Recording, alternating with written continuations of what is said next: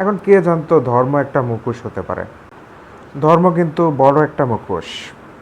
সাধারণ মানুষেরা সেটা টের পায় না। তারা দেখে যে অন্যরা তাদের মতোই নামাজ পড়তে আসছে কিংবা উপাসনা করতে আসছে, যেই ধর্মেরই হোক।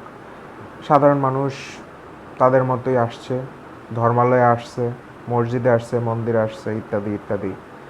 এখন এক একজনের তো এক এক স্বার্থ, এটা সবাই তো বোঝে না।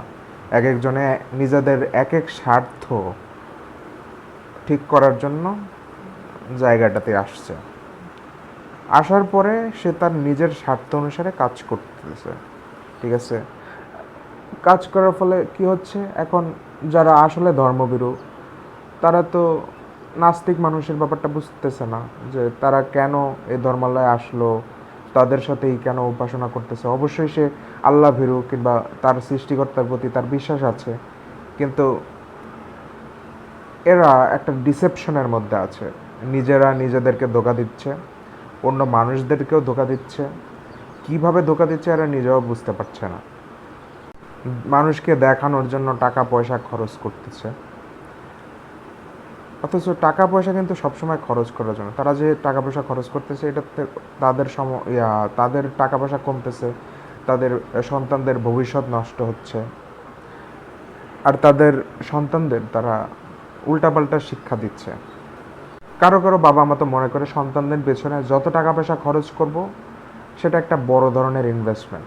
বাট শুধু টাকা পয়সা খরচ করলে কিন্তু হয় না, সন্তানদের ঠিকমতো শিক্ষা দিতে হয় যে কেন কোথায় টাকা পয়সা খরচ করতে হবে। সন্তানরা যদি বাবা মার পিছনেই সবসময় পড়ে থাকে, যে বাবা মার কেয়ারেই সবসময় থাকে, যে তারা বুঝতেছে না যে তার বাবা মা এই কাজটা কেন করতেছে কিংবা এটার ফলাফলটা কী, এটাতে লাভটা কী হচ্ছে, তার সন্তানরা তো মনে করবে যে এটা করতে হয়, এটা একটা রিচুয়াল, পরিবারের রিচুয়াল, তার বাবা মা করতো এখন আমাকেও করতে হবে।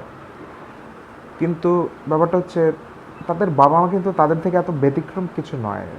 কিছু একটা এক্সপিরিয়েন্স তাদের একটু বেশি, তারা একটু অনেক কিছু বেশি দেখেছে, ওটাই। এখন কারো একটা সিদ্ধান্ত শুধুমাত্র একটা কথা মাধ্যমে পরিবর্তন হয়ে যেতে পারে।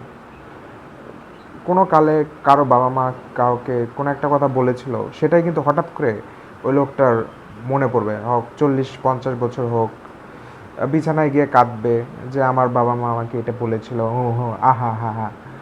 আর পরে সিদ্ধান্ত নেবে যে তাহলে তো আমার এই স্বপ্ন পূরণ করতে হবে, তাদের এই স্বপ্ন অনুসারে কাজ করতে হবে। কিন্তু এগুলা কিন্তু কোনো ম্যাটার করে না। একজনের নিজস্ব জীবন একান্তই তাদের উপর, তারা কী সিদ্ধান্ত নেয় এটা তাদের ব্যাপার, তাদের স্বার্থ।